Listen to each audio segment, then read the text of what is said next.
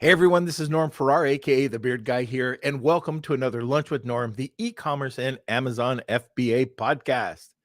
Today, we are talking about a subject that has so many misconceptions, and that's about your barcodes. We're talking about building and protecting your brand online with GS1, the official barcode. All right. And we're going to be also discussing what a GTN is. So I call it a GTN, and I believe that's the right way to pronounce it.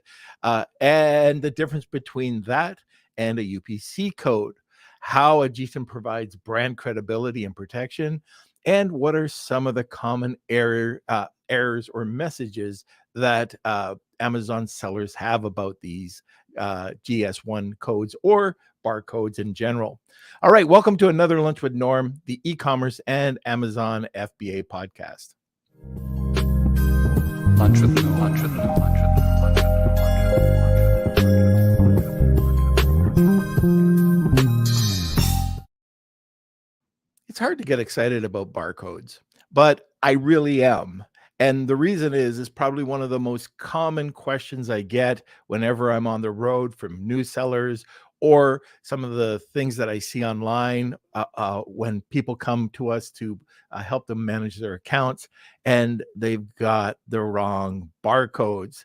So we circled back, and we got GS1 to come on today. So today we're going to be discussing building and protecting your brand online.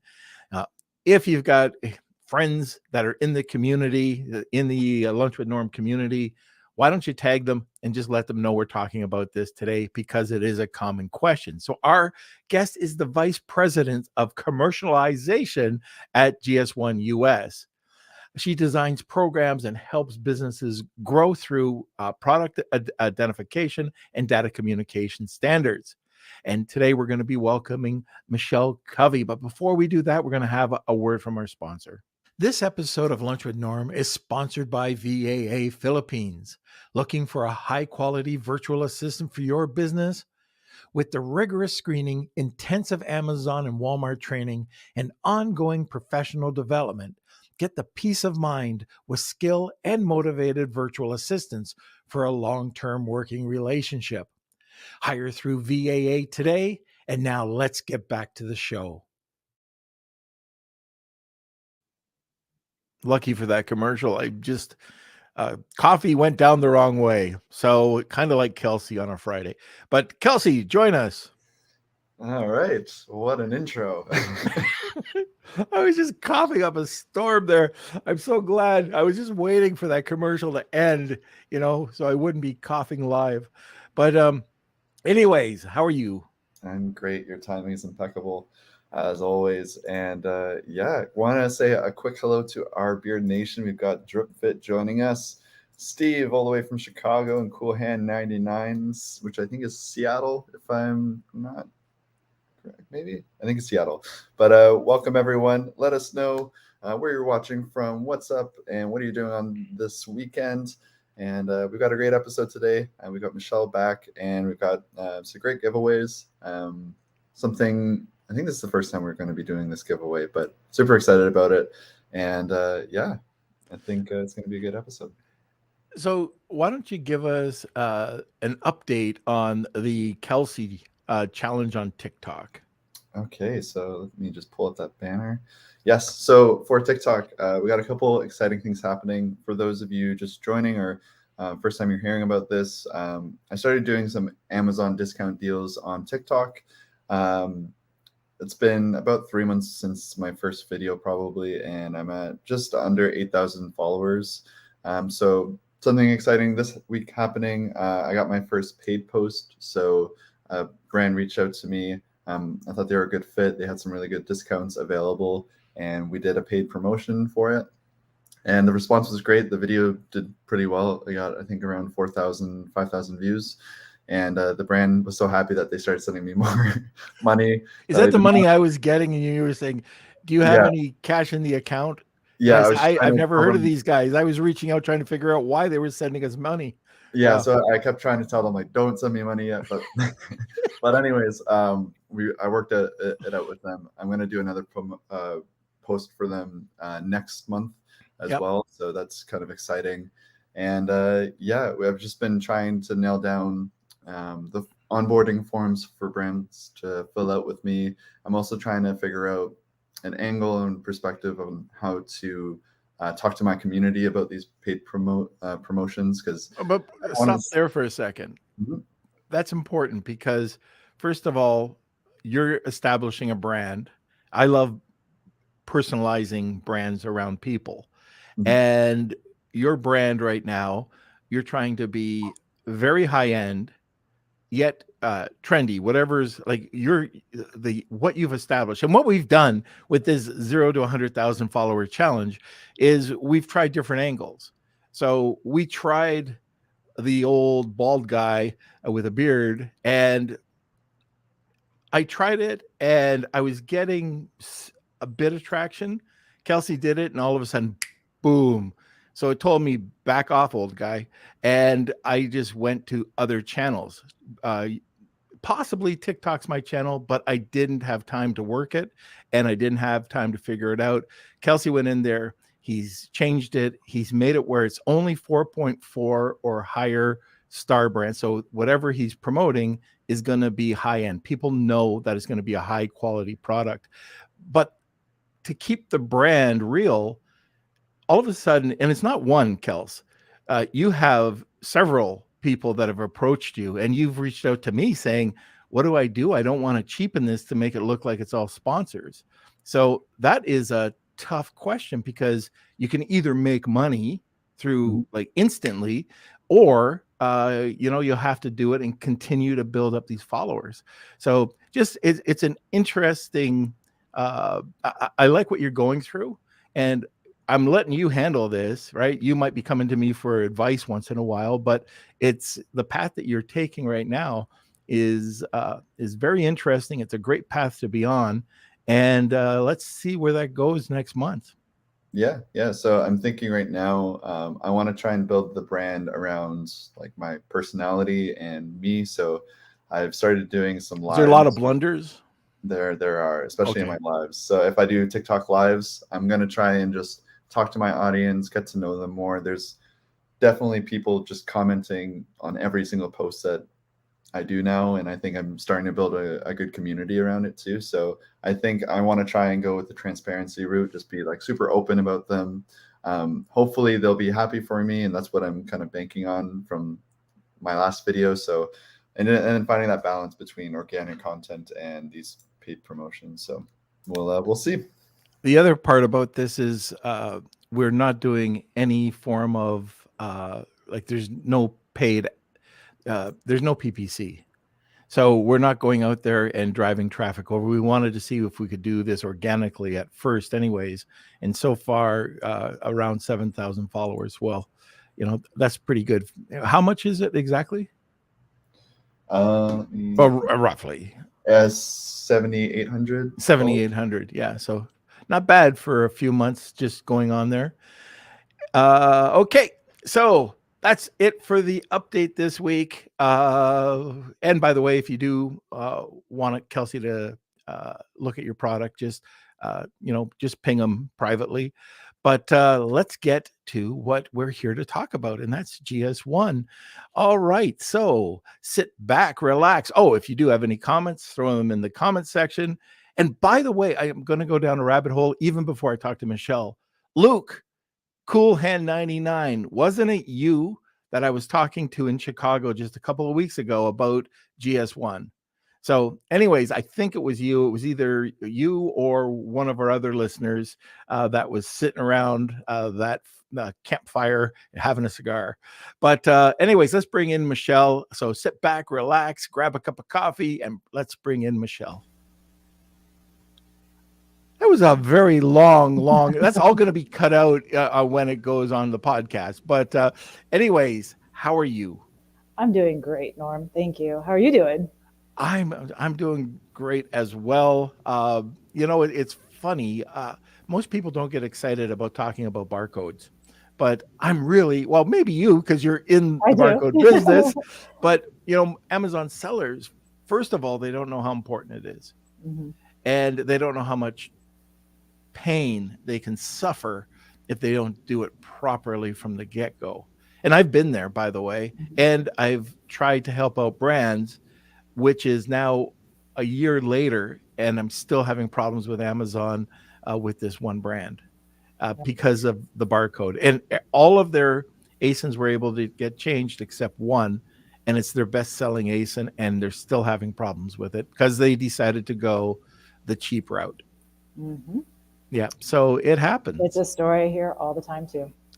So why don't we just start off with that? People ask me all the time, what is GS1? Well, that's a good question. So GS1, we are a standards organization, and we administer global standards. So we're known worldwide, most commonly known for the barcode, but we do administer many other business standards to help just supply chain efficiencies. Like I said, we're global. But we're also local. So I work with the GS1 US office. I have other counterparts around the world, like GS1 Australia, GS1 UK, GS1 Brazil. But our mission is really to help administer those standards, to help our members, sellers on Amazon, to do business more efficiently. Why don't we just address the cheap barcode? Everybody wants to go online on eBay or just going to these cheap barcode companies. And why would they go there? Because they go to your website and they see that it's more expensive, and they're trying to save money. Why do they even exist? Well, that's a good question. I don't know why they exist, but GS1, we've been around for over 50 years. The first barcode was scanned 50 years ago in a grocery store here in the US. And so we're widely known as the standard for barcodes. So why other companies are out there, I'm not too sure. But it's always best to come to GS1 for your barcodes, because you always start off on the right path, knowing that you have an authentic barcode. And, companies like Amazon and many other retailers out there, they recognize that the barcode from GS1 is trusted, and they know that, sellers have started off on the right path and understand the value of standards.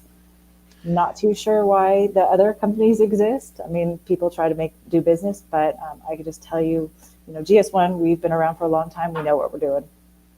I've heard, and I don't know how true this is, but this is what I've been telling people, so hopefully it's the truth. Mm-hmm. But years ago, these companies, I've heard, is that they were able to go out and get thousands, hundreds of thousands of barcodes. And so what ended up happening is they really cost nothing. And then nowadays they can go and resell it. But the problem there is the prefix is completely different. So the prefix in the barcode, if somebody scans it, they don't see them as the owner of the barcode. They see whoever bought it. Yep. And that's a problem. Yep. Is that correct? Correct. So when GS1 administers our prefixes, and we could talk about that a little bit, but the prefix is kind of the number that helps our members enumerate their GTINs or their UPC barcodes. Those prefixes, when we administer them, we never reissue them. So they are administered to the original owner for life. That company may or may not go out of business, and maybe that's how they get resold. I don't know. But that prefix will always be associated to the original owner. We record that in a database, and that database is what, like I said, the major companies like Amazon, other retailers will access to ensure that the prefix matches the actual company that has those GTINs. So if you get your GTIN from another source, it will be most likely recorded under a different company name and not match. And so, you're at risk of not being accepted on major platforms. I see we have a major issue with the tech problem right now. Just 1 second. One sec. Oh.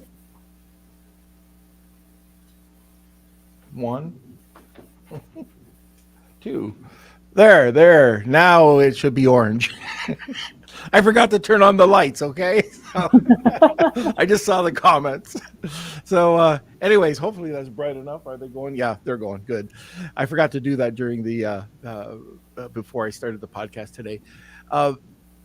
G-tons are always, and again, people go and they buy them because the barcodes, the UPC barcodes typically are cheap, but they'll come back and bite you. Amazon is becoming more and more, they'll clamp down more and more. I've seen them reject products because of barcodes, but it's more when you're going over, let's say that you're trying to expand. And in today's world, we've got to think omni-channel. And let's say, like, for us, we had a pet product. We tried to get it over on Chewy. It better have a GS1 code or it's not going to be accepted. Walmart does not accept anything except GS1 codes. And when we're talking about the barcodes, we're not just talking about one specific code. So there's a variety of codes that you sell. Can we get into the different barcodes that you sell? Sure. There's a couple of things too you said that I want to unpack. So one of the things is when we talk to new members, when they're trying to understand why GS1 over other sources, we always say start off with GS1 because, one, you're starting off with the authentic GS1 barcode, but two, like you mentioned, GS1 standards are recognized, again, around the globe, and many retailers accept it.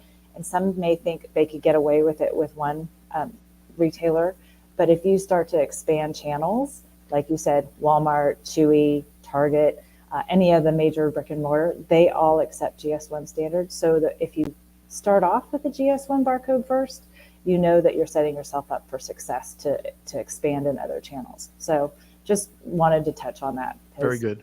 We have seen people who have started off with maybe a non-GS1 barcode, and then they'll end up getting accepted into other retail chains, and then they'll have to repackage.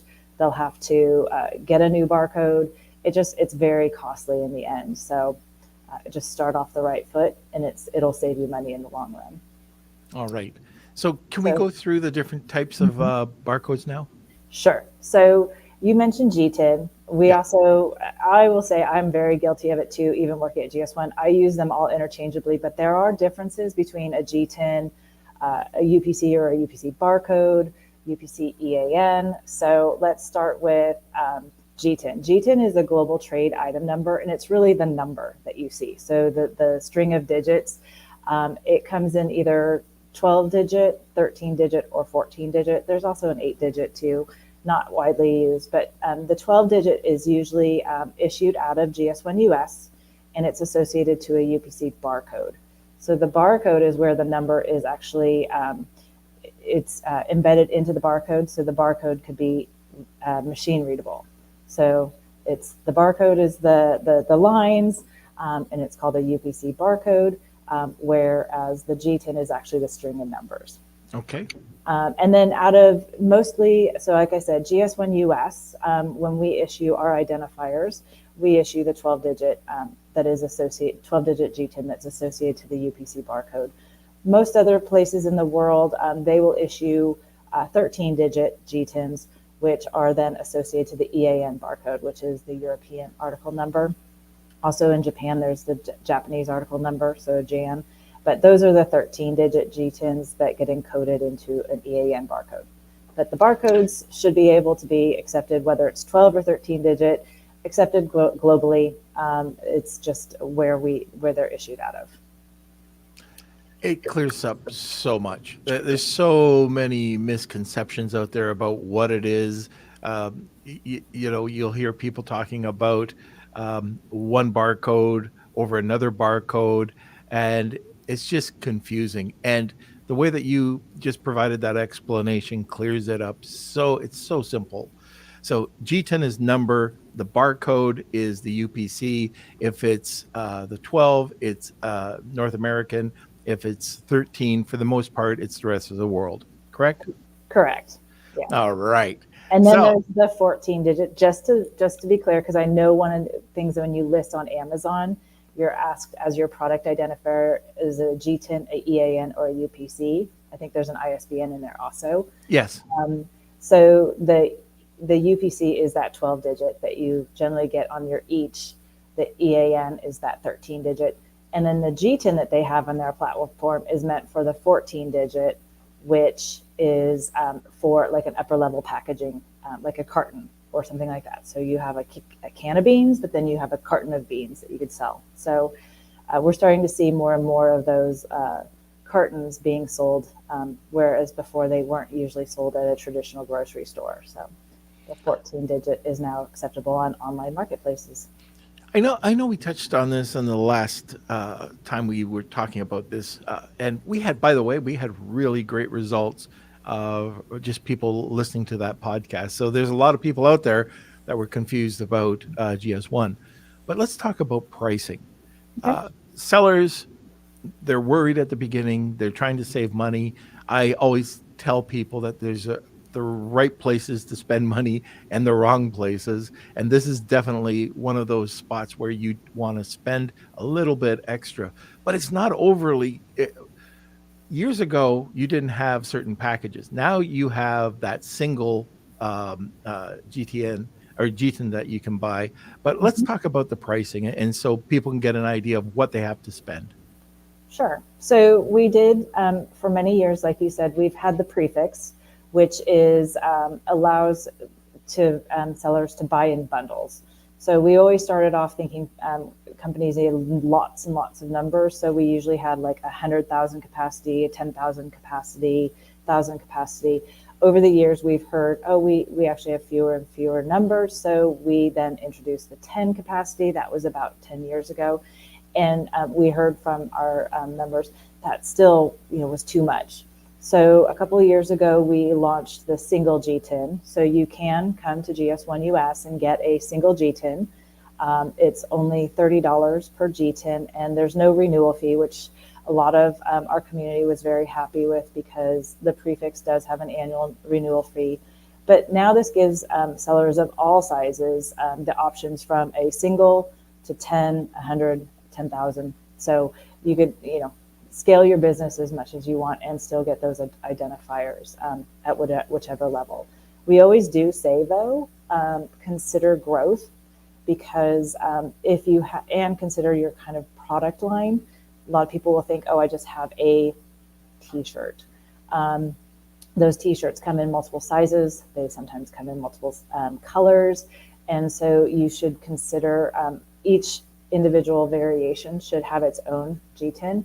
And so even if you think you have one item, you might actually have 9 if you have 3 colors and 3 sizes. So consider that, and then also consider where you might grow your product lines, because in the end, it might actually be cheaper to get the prefix versus the single, just because you'll have to keep coming back. And we've seen that where members come and they'll get multiple singles, and then they realize, well, it actually would have been cheaper to get that prefix. So you just have to weigh out what's best for your business, but we now do have the options for both the singles and for the bundles. We experienced that. So we sell soap, and we ended up getting, I think it was the 100. We thought it would be 100. And then we decided that we were going to do a 3-pack and a 5-pack. And all of a sudden it was like, all right, we missed 200. So we ended up having to, get that. Mm-hmm. I don't know how many we ended up buying, because we've got accessories as well, but It's well worth it. And even that single. So I'm just curious, if you're a listener, and you know what, if you're doing it, that's fine. But did you ever get caught with the wrong barcode? So has Amazon ever slapped you on the wrist? I made that mistake. So in the early days when I didn't know about GS1, I made that mistake as well. I went out and I got all these really cheap barcodes, and I found out they suck. And I had to replace. So I'm just kind of curious if any listeners here have gone through the same thing that I've gone through. And there's really no reason not to do it now. So if you're new and you're listening to this, and we have a lot of people that are new, please don't make that mistake. Check out GS1, and it's good globally. So that's another question, by the way. I might as well ask. Mhm. If somebody buys it in the US, can they sell in Europe? Yes. And if somebody gets their barcodes from, say, a European JS1 member organization, they work in the US. So All right. they are globally accepted. So you have different branches of GS1 all over the world. Is that correct? So is it licensed to different countries, or is it a franchise? How does this work? It's always confusing. So we say GS1 is a global organization. We are governed by our GS1 global office. However, and there's a give or take about 115 GS1 member organizations around the globe. And each GS1 member organization is usually associated to a region. So GS1 US is a member organization of the GS1 Federation. We also, in North America, there's also a GS1 Canada, a GS1 Mexico. In Europe, most of the nations there have a GS1 member organization. The interesting thing is we each operate individually on our own. So GS1 is a federation, a federated model. So while we all administer the same standards and we're all governed under the same mission, we each operate individually. So if you look at what GS1 US has to offer from a business standpoint, and you go to another GS1 member organization, they may have a different pricing structure, they may have different services and offerings because each office runs individually. But we all do administer the same barcodes or GTINs, and we still manage the standard globally. All right. Okay. So it is the bottom of the hour. And if you're listening to the podcast for the first time, and I see we have some new listeners, if you are listening to this for the first time, we have a giveaway at the top of the hour. And if you want to enter the giveaway, it's hashtag Wheel of Kelsey, tag 2 people, and you'll get a second entry. So today, we have something really special. Kelsey, why don't you come on and tell what it is? All right, so this is going to depend on your products as well. So that's why we're going to have a choice between 2 different things. Mhm. So for my side, if you have a coupon, a deal, and your product is 4.4 stars or higher, you'll be able to be featured in my video on TikTok. I'll do it completely free. Talk about your product, share the coupon with my audience, and just post about it.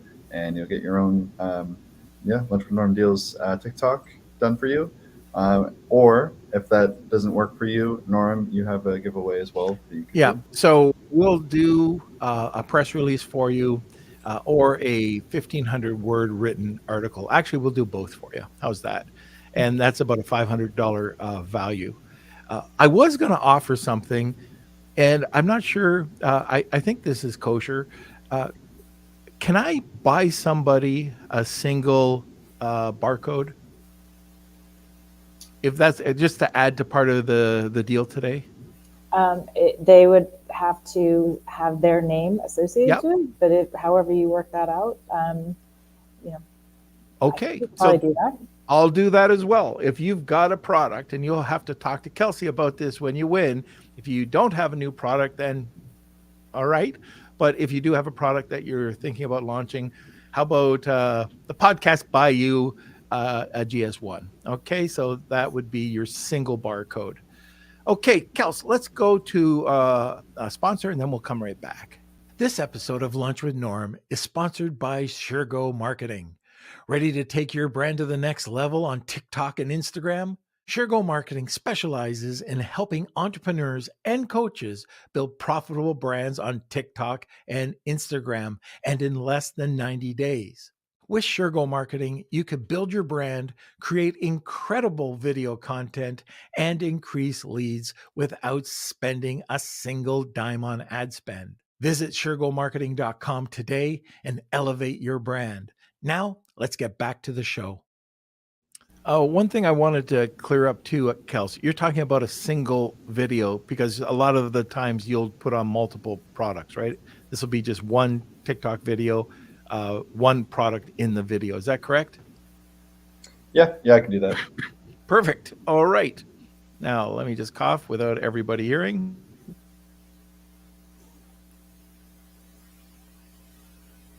I'm so glad everybody didn't hear that. All right. Let's go back to the podcast now. All right. The GS1, how can that protect your brand or your brand's credibility and provide protection? So again, going back to, I think I mentioned it before, when you license your GTIN or a prefix where you could get those like bundles of GTINs, they are recorded in our database. Mm-hmm. Right now we call it GAPIR. I've heard other people call it different things, but it's like our global registry essentially. And so those GTINs or your license gets recorded there. And that's where companies can, view and ensure that you came to GS1 to license your identifier. Companies such as Amazon, others are using that database to check, see if your GTIN is legitimate. So there is proper construction of your GTIN. And we have a tool that helps that. That's our Data Hub tool. But then two, that once it's properly constructed, that it is associated to your company. So, if we look up some of your GTINs on your products, it would hopefully be associated to your company. And that way you could protect it, and we say it protects you. And that's where it allows you to know that your GTINs will be accepted on these major platforms like Amazon. So that's the brand protection side. We do hear some companies who say that, well, I did come to GS1, I did get my barcode with you, yet Amazon's still not accepting it. Have you heard that before? Yes, I have. Okay, so I could talk about that. That's a what we call a GTIN hijacking scenario. So somehow some actor out there on the platform has used your GTIN for their listing. And we have ways that can help that. So again, having your GS1 company prefix certificate or your single GTIN certificate, you could get that from GS1. Other GS1 organizations have the capability to provide that certificate.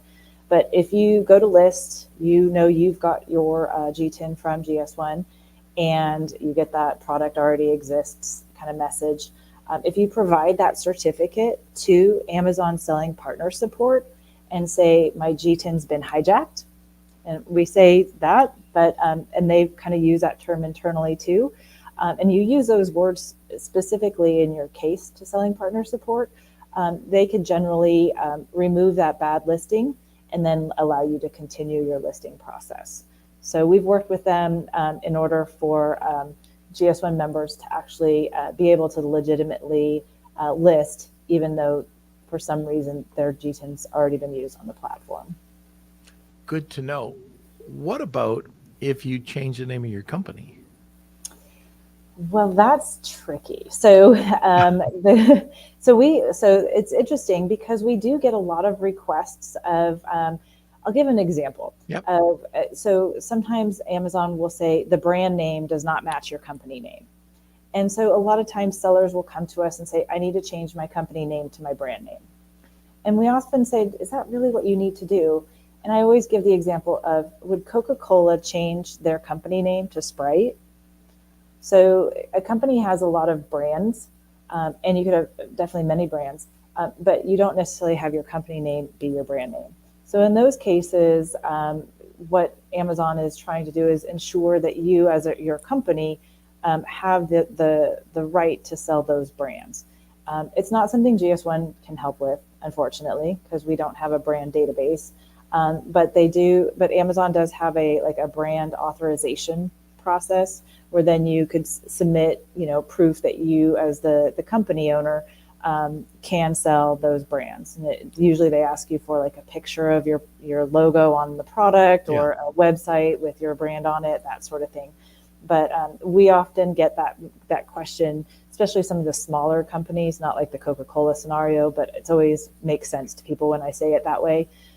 They'll come to GS1 and saying, I need you to change my company name to my brand name so it's registered in the database to match. But that's not really the solve, and it doesn't make sense. I've seen that quite a bit where the brand uses the brand instead of sold by would be company. So take a look at your trademark certificate, and it should have your company name with your brand that's being Yep. trademarked. So I just recently went through that where one of our brands that we manage set it up wrong, and they also were bringing in 3 new brands, and so it was very simple to do. We just went into the Amazon account and changed the sold by to the actual brand name. What we did, though, if you are going to do this, if you're stuck in that scenario or that situation, just let Amazon know you're doing it. Because if all of a sudden they see a change in address, bank account, they're protecting you, and they could just shut you out of your account, and you'll have to, if you have a case for them, then you'll be able to get it up and running in no time at all. But that's a really great example. Yep.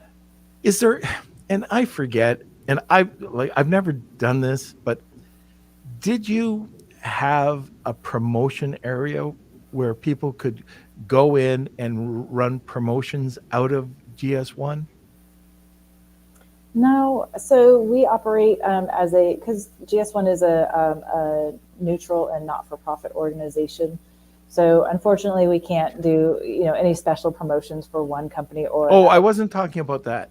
Oh, okay. I might, and there's been 500 podcasts now, so or close to it, but there was a company on here that had a database, and it might be the transparency program from Amazon. It is. I know that they do this where you get the code. So once you get the sticker, and if you scan the sticker, you can go in and create a 10% off, or people can actually, if they scan, they can see a lot more information about your company, not just your name. Am I completely off base here? I think you're talking about the Amazon's transparency program. Yeah. And as far as how GS1's involved in that, that sticker, that QR code, you can embed a GTIN within that to associate to your product. So they do use GS1 standards behind that code that they create. But that's as much as I can say that how GS1's involved in that. So their transparency program is run by Amazon. All right. Some mistakes that you see here, some error messages. We've already talked about one. What are some error messages that you see Amazon sellers might have? Yeah, as they relate to GS1 or the ones that we commonly get, I think I mentioned a couple of them, but I'll highlight them. One of the very first things when going to list, we get a lot of questions on, it says product ID, and then that drop down, GTIN, EPC, EAN, UPC, ISBN. And our members get confused because they come to us and they say, well, I got a GTIN, so they'll put in their 12-digit in the GTIN field. And that's where we say, well, that's actually meant to be a 14-digit field, so you're really supposed to put it in the UPC field. So it's just, the different terminology, because we have used it also interchangeably for so long, we even confused Amazon. So again, if you have a 12-digit, it goes to the UPC, 13 EAN, and if you have that upper level carton package, that goes into the GTIN 14 field. So that's the first one. I mentioned that. GTIN hijacking. So we see a lot of times where sellers will come to us and say, I've got my GTIN from you, but it's already existing on Amazon's platform. How could that possibly be? We don't know. Bad actors out there, or for a long time, Amazon was not validating against the GS1 database. And so that's where we feel some of those GTINs started off. But, again, like I said, we've worked with Amazon, so they have a standard operating procedure within their selling partner support. You just have to provide your certificate and say, my GTIN's been hijacked. They have like some AI that will send your message to the right queue. So you have to say GTIN hijack in there, and it'll get to the right queue, and they'll help you list your product and remove the bad listing. I talked about the brand name. A lot of times companies will come to us and want to change their company name to their brand name, and we advise not to do that. And I think there's one other that we see a lot that is related to GS1, And I think Amazon's in the process of changing some of their policies. But for a long time, if you had a generic product, Amazon would not allow you to associate it with a GTIN. And actually, the standards do allow for you to have a generic product and a GTIN. And so they've recently changed that. But before, if you did click, product does not have a brand, which means it's a generic, it would require a GTIN exemption. But Amazon now allows a GTIN to that. So, but they still have some other, like hoops that you have to go through if you do choose to make a generic product. So let's talk about that GTIN exemption. People ask about that. Do I need to have a barcode? Do I not need? What exactly is a GTIN exemption? So a GTIN exemption is when you go to list, and if you don't have a GTIN, you could apply for a GTIN exemption. Amazon does have a long list of products that they say require or need a GTIN, and then ones categories that are acceptable for GTIN exemptions. And they're categories that we've traditionally seen don't have GTINs associated. So think about handmade items, collectible items, even refurbished items, though GS1's working with industry to create a standard on like how do you identify refurbished items. But Amazon has a page where they tell you which products need GTINs and which ones are eligible for GTIN exemptions. However, though, even though they say like apparel products need GTINs, what they're finding is there's a lot of GTIN exemptions in that category. And I think it's just because it's so SKU intensive that, sometimes sellers find it challenging if they have 10 colors and 10 sizes. I don't know if you have 10 sizes of a product, maybe shoes. There's a lot of GTINs, but that's, on a case-by-case basis that Amazon will decide on those GTIN exemptions. Okay. My dog has decided to come into the room, and he's just been in the lake, and he is completely soaked, and he's shaking, and and he smells. Okay. I know that so well. Oh, Dallas. Okay, he's going. Yay. Okay. What else? Did I miss anything? Or can we go to the questions? I think one other thing, and I think we've said it early on, is just as you're starting off, set yourself up for success early on and come to GS1, get your identifiers early on. We've seen, like I said, companies that have not started off GS1 and then had to either repackage, relabel, or then come back and then reassign with a GSN identifier.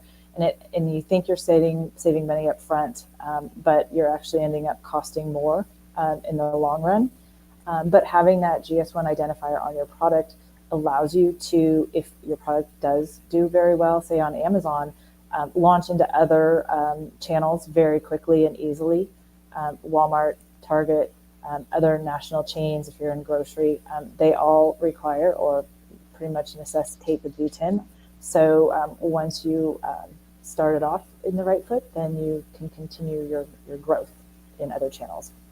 Some things to remember too. I've seen this where you had to apply, get another one, or just buy another one, and then you've got the cost of it. So you had your cheap barcode. Now you have a little bit more expensive, and you've got to either resticker it yourself. Mm-hmm. Well, you have to resticker it or have a fulfillment company do it. Amazon's not going to do it. Mm-hmm. And you've got to sticker each one manually. And it will cost you a ton of time, labor. So just do it right the first time. I like the idea that you said, set yourself up for success. So if you're going to be a brand, act like a brand. That's, it's not that much. Excuse me. All right. So let's go to the questions or comments. Alrighty, so we have two questions lined up for you. First one's from Cool Hand. Is it worth getting a GS1 barcode for my existing products for my next reorder? Is that even an option to switch my barcodes on an existing listing? So this is one, Cool Hand 99. We hear a lot. So if you started off without a GS1 identifier and you want to change, there's a lot of considerations. Of course, I'd say yes, do it, but you do have to have be very thoughtful about it. One, if you have inventory in FBA, it's very tricky to just switch midstream because that product in inventory may not have, then you'll have mismatch, and Amazon has a hard time with that. There's also the consideration of, will all of your customer ratings, your transaction history follow? So you'd have to work. There's a lot of great agencies, and maybe Norm, you might know some of this. Like, the best way to do that, you have to be very thoughtful. So, of course, as you launch new products, it's great to start with those GS1 barcodes. But midstream, you have to really think through the process. Yeah, it was so easy a couple of years ago where they allowed you to change it on the fly. Mm-hmm. So we just ran the inventory down, and yeah, we'd be out of inventory for a bit, but then we send over the new inventory, start fresh. Now you have to go and apply and let them know. So like you said, you have to make a decision whether to do it or restart. But you can't send in. It's not as simple as just stickering and sending it in, because they've got product still on the shelf. So you have to make sure that there's nothing there. But it is possible. We've done it just recently with a large pet company with a ton of SKUs, and they had all of these junk UPC codes, but except for one, which we've been working on for over a year. So yeah, it is a process. Unfortunately, I'd like to say it's easy. That's why you have people like Norm out there to help you through it. But yeah, there's a lot of considerations in doing it. Okay, next. All right, our last question. Are there any cheap barcodes other than the $30 ones we can buy for dummy listings to test if a product can be sold on Amazon? GS1 is kind of expensive if we don't end up launching the product. At GS1 US, our lowest option is that $30 one. And so that is the option we have. We don't do any special promotion, like I said, because of our neutrality. And, if you think about it, $30, let's say that you're experimenting with a few different products. For me, I don't test it that way. I take a look at the competitive analysis.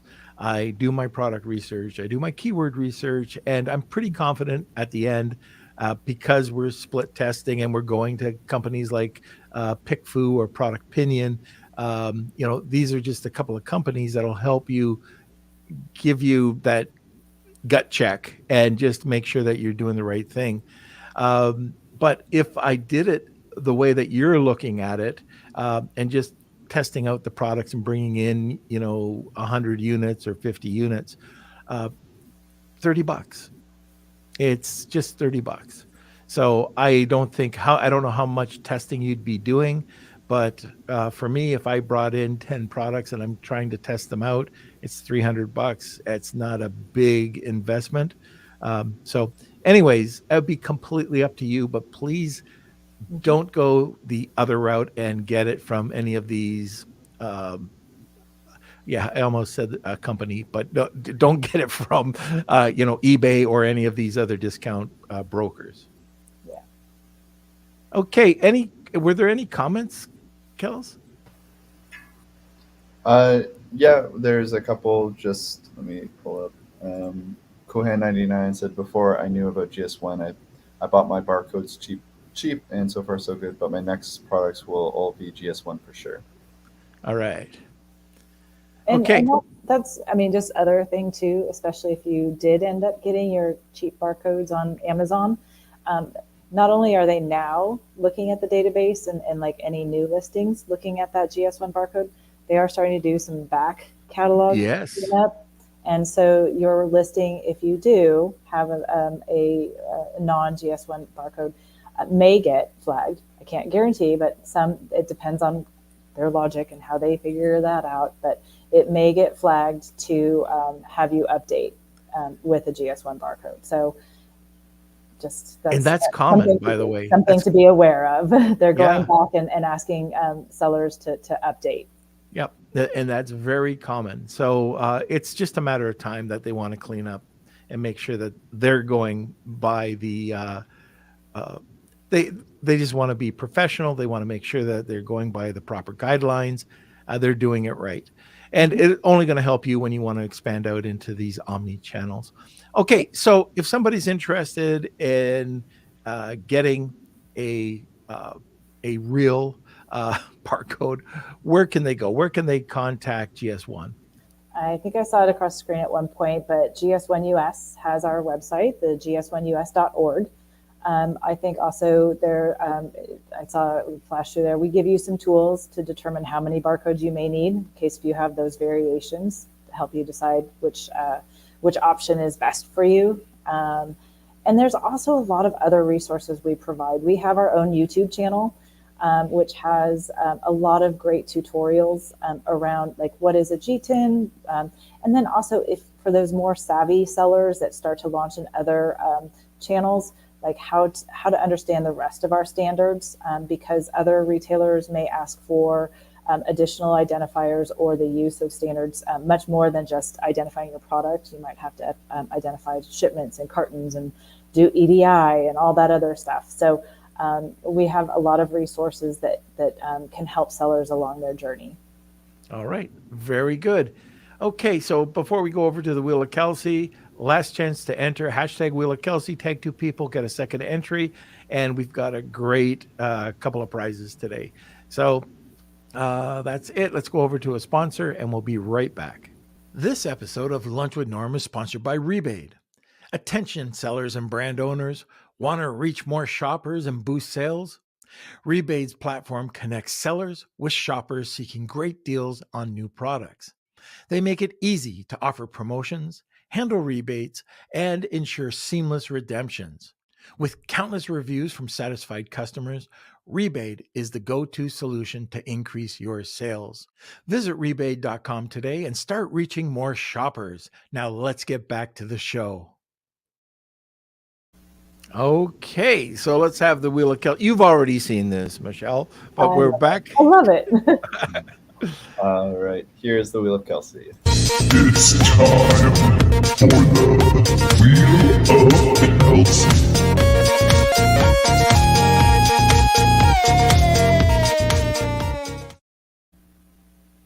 Okay, Alrighty. So the wheel today, it's a special one because Kelsey's offering something for the first time. Oh, and by the way, if you want to check out the TikTok channel, it's LWN, Lunch with Norm, LWN Deals, and you'll see Kelsey's work. All right, so yes, please email me, k@lunchwithnorm.com if you are today's winner. We do this every episode, and give us a spin. And let's see who is the winner. Cool Hand. Cool Hand 99. There you go. We're giving away a lot today, so just email me and I'll recap everything and all your choices too. Congratulations, Luke, and yeah, thanks. And that's perfect. I know his products. He's been on the Trash My Product before, and yeah, he's got some great products. So Kelsey, that'll be perfect for him with the TikTok. And also, Luke, happy to do that press release and content for you. And if you need that, you were the one in the that made the comment. So if you need a new GS1 barcode, just let me know, and the podcast is picking that up for you. So you got a good package today. Okay, Michelle, second time. I know. Hopefully you can come on a third time. Of course. And we've always got some new things to share. So we'll figure out the next time and share some new exciting updates for you and your audience. Very good. All right, Michelle, thank you so much for coming on the podcast today. Thank you. All right, everybody. I have one thing I want to mention is September 29th. Book it on your calendar. We've got the 500th episode coming up. And not only are we going to have a longer episode, it's going to be about 4 hours long from noon to 4 Eastern Standard Time. We're going to be bringing back some great guests. We're going to be bringing in hacks. We're going to be bringing in just some cool interviews. We're going to have some panels, and one lucky winner should be at least getting about $25,000 worth of prizes. So we're trying to see, we're going out and asking some of our past guests and service providers to help out. It's not all cash, but some is cash. So people are donating some gift cards, but there is a ton of free product and or services that we're going to be giving away. And we're trying to break that into 3 or 4 different prizes as well. But the main prize we're trying to be, and I think we're already over, and I'll give you a hint on one, a $6,000, $7,000 VIP ticket to Hawaii to BDSS. So that's the only thing. And there is one catch. You do have to be live. So if you're not live and we're doing the wheel, we don't know if the wheel's going to be wherever it's going to be. It's going to be sometime during the show, and there's going to be multiple wheels throughout the show as well. We don't know if we're going to do it at the end or if we're going to do it in the middle, but all of the wheels are going to be worth a lot of money. So that's just one prize, okay? And there are multiple other prizes like that just for the grand prize winner. Okay, so Kelsey, I don't know if you want to say anything more about this. No, just make sure you smash today's like buttons and subscribe to our YouTube channel and follow us as a podcast. That's on Apple, Spotify, wherever you listen to podcasts. You can listen to the Lunch with Norm podcast. So check it out, and I think that's it. Okay, so join us every Monday, Wednesday, and Friday at noon Eastern Standard Time. And like I said at the end of every podcast, we could not do this without you. We've got a great community.